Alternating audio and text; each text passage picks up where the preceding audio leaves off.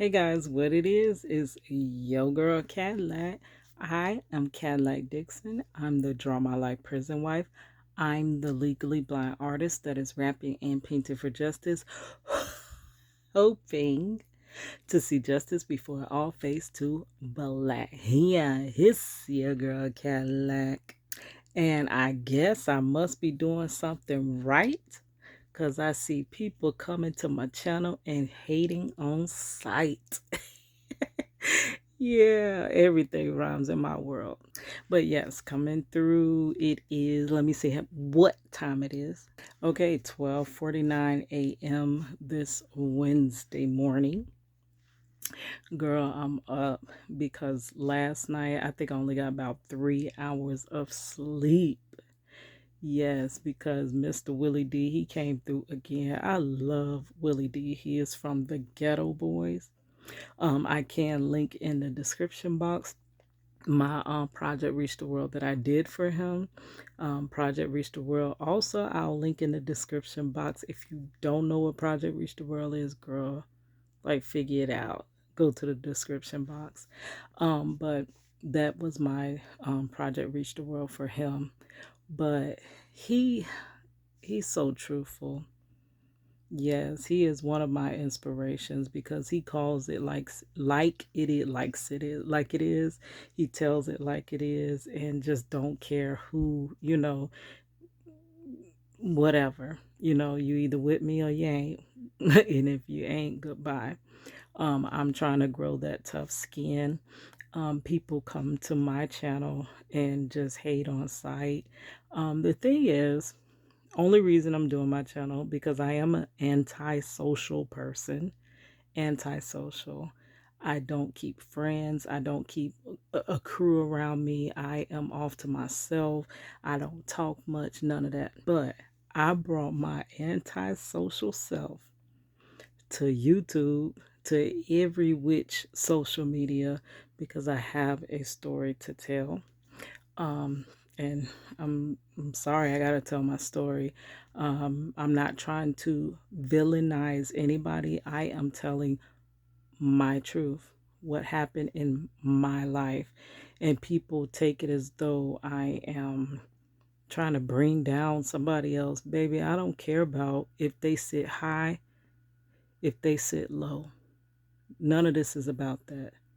What my channel is about is breaking the wrongful conviction story of my husband. And it's so crazy that people want to tell me more about my story and how my story can't be true. Then it's like they know more about my story than I know. Baby, you ain't live my life. You ain't walked in my shoe. You ain't even put my shoe on. So you cannot tell me that my story is false or embellished. My husband is wrongfully convicted. I can't change that fact.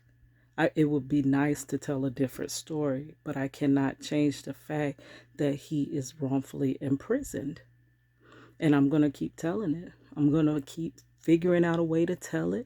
I'm going to, like, people don't understand a wrongful conviction. Somebody has to uphold this wrongful conviction. And if things are so just like everybody think they are or tell me they are, show me how they really are just. Because if there is this justice system out there, then I should be able to get justice for my husband.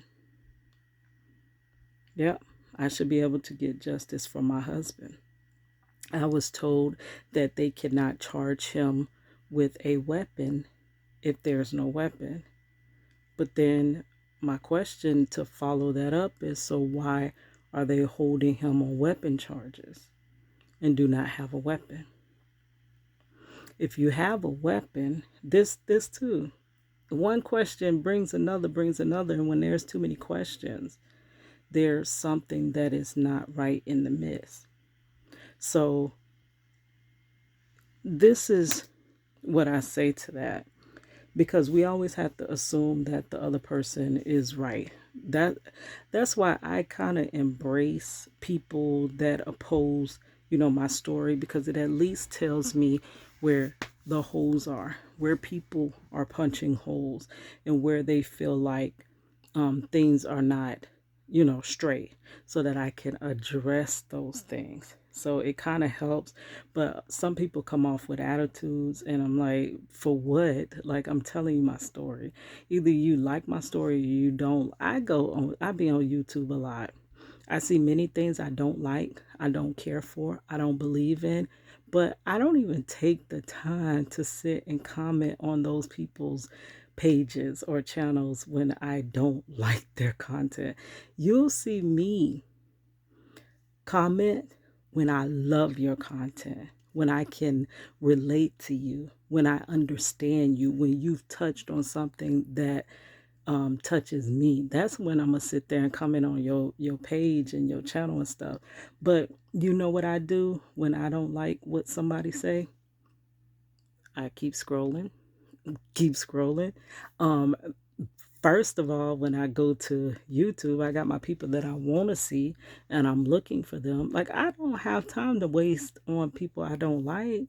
So if you do not like me, if I'm offensive because I'm telling my story how it happened, I'm sorry that your heroes are not my heroes.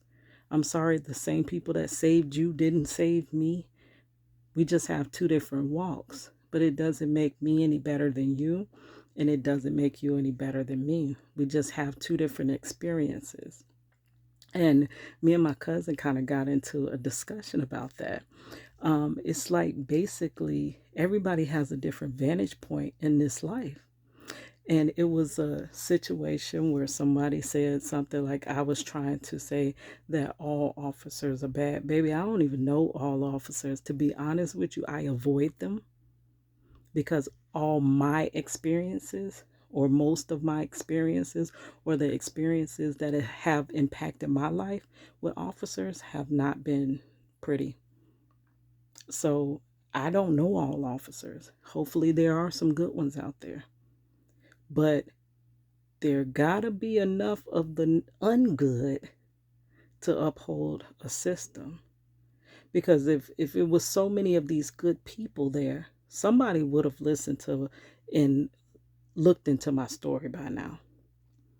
All the relevant people I have gotten this story in front of, somebody would have looked into it.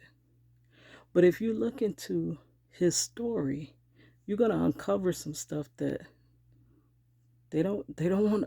Who wants to admit that you've taken 20 years away from someone that didn't deserve 20 years to be taken from them?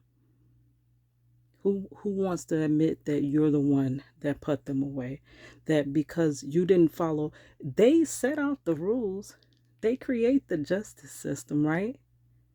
So just go by your rules. Had they went by their own rules, their own laws, there's no way you could have found him guilty. You couldn't have. You wouldn't have been able to. When you find someone guilty, you have to find them guilty beyond a shadow of a doubt. You do not find someone guilty with immense, great amounts of doubt. That makes no sense. You don't suppress evidence when somebody is guilty. You don't need to suppress it because you have all the evidence that is proving their guilt. That's just like if I said an incident happened and I had it recorded, and then you asked me to see the recording, and I'm like, no, I'm not going to show you. It doesn't exist. But I know that you did this. Like, if the evidence is proving my point, why am I suppressing it? It it doesn't make sense. You're suppressing it because it doesn't prove your point. It doesn't prove that he's guilty. I've made many, many, many, many, many videos. You could scroll for days, scroll for days, scroll for days, explaining in many different ways how this wrongful conviction happened and how it has lasted so long. And yet still, I get so many. I thank you so much.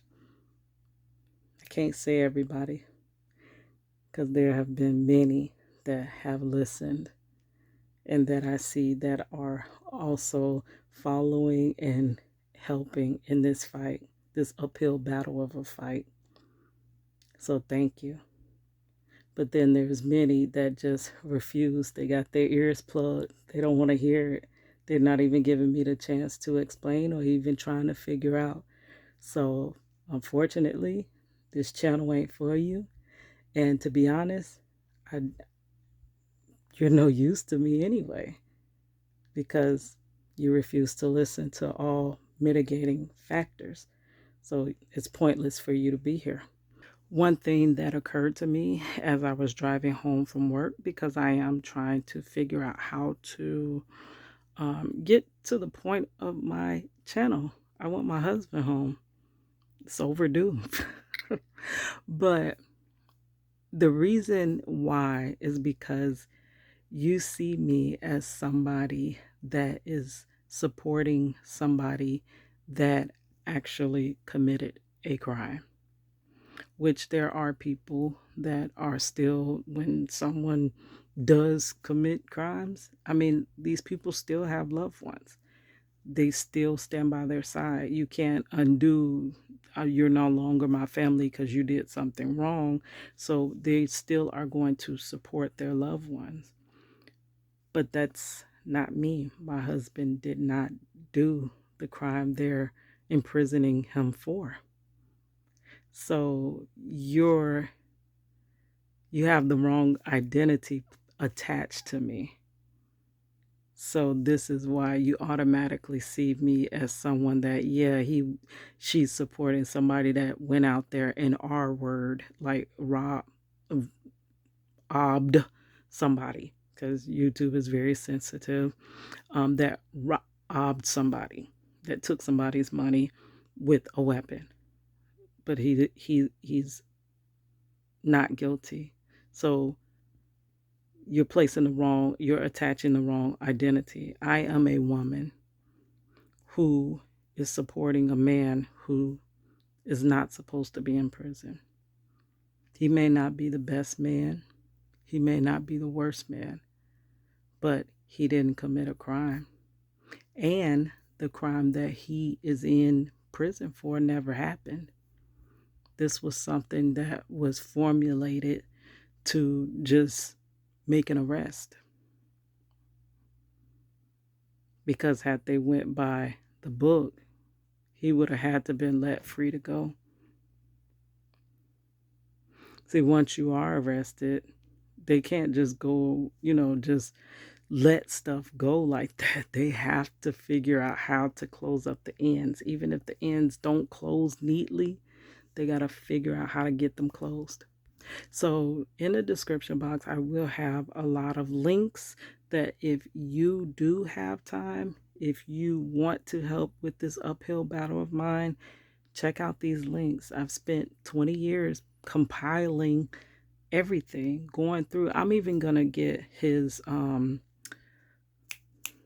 transcript and start reading to you guys verbatim of the things that took place during this trial. So it's no longer just me paraphrasing what happened. I mean, you cannot dispute the transcripts. That's literally what was said in court. And you can hear it, and it'll be like you're sitting in this court and you make your own decision off of what is being presented to you. I mean, I think that would also open a lot of people's eyes as well.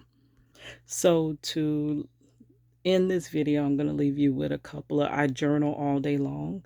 So I'm going to leave you with a couple of thoughts that just flowed through my head that I scribbled in my journal over the last today and yesterday.